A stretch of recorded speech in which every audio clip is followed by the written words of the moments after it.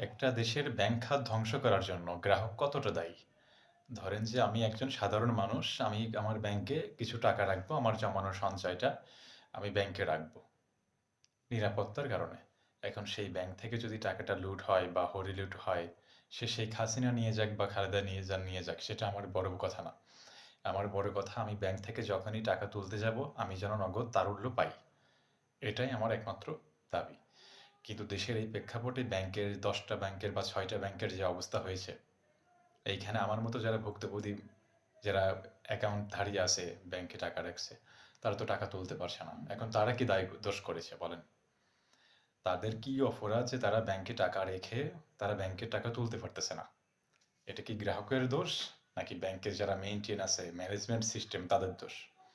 আসলে এইখানে আপনি অন্যায়টা দেখবেন কাকে? আপনি দোষটা দিবেন কাদের বলেন?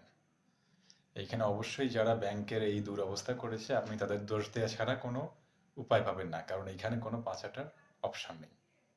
এদের দ্রুত ধরে আইনের আওতায় এনে এদের বিচার করতে হবে। তা না হলে দেশের এই ব্যাংক খাত কখনো ঠিক হবে না। দৃষ্টান্তমূলক শাস্তির দাবি করছি আমি। আপনার মতামতটা কমেন্ট বক্সে জানাবেন।